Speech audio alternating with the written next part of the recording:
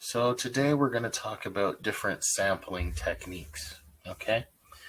When we get information from people in a country, we call that a population. We're getting information from a population. So imagine you're going to all the people in Canada. That would be the entire group, otherwise known as the population. Let's say that I was doing some sort of information on all the people in CHSS, then that would be the population. A sample of the population is a smaller group within that population. So if I was talking about a school, maybe it would be one class in the school would represent a sample, and that is a small group in that population. So the key, remember, population is the group of people that we're looking to study, all of them, and then the sample is a small group of that population. Now let's discuss the concept of a sampling technique. When we hear the concept of a sampling technique, we're actually talking about methods used to gather data from a population. And here are some of the different methods that we use. One type of sampling technique is called a survey. You've seen it. It's where people come to you and they ask you questions about a certain topic. That would be what we call an interview, right? Sometimes they call you by phone and sometimes they call you by mail to get that information. And they do that for thousands of people, and then they use that information to make decisions or come up with ideas. And the last two types of sampling techniques are called experiments, for which you have an idea and then you say flip a coin like 50 times, or you have a counting or measuring type thing.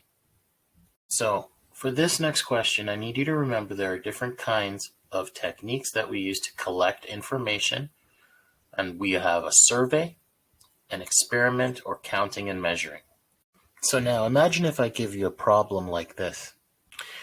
We have some sampling techniques, right? Which of the sampling techniques are being used to gather the data? So imagine if I asked you for the amount of snowfall. You would say that if you were doing that, you would be measuring the snowfall, wouldn't you? So we have measurement for our technique. Now, for ages of people working in transportation, in order to get that information, you and I are going to have to do an interview with all the different people that are in the transportation field.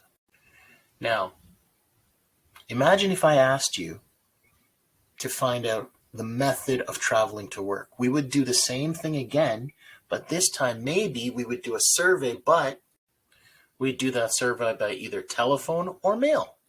So now you remember from the first unit, we had that concentration of copper for that work problem, that case problem, right? In this case, we're actually going to be doing an experiment to find out the concentration of copper in the chemical bath when we're doing our work. So I just need you to recall that we have a population and a sample. So the population is the whole group being studied, and the sample is the group from the population, right? Now, let's take a look at these problems here. For each group below, we want to say whether there is a sample or a population needed for a data collection. So if I'm looking at this, right, to find the number of cars owned per family in Canada, and what we do is instead we collect the data from Edmonton or PEI.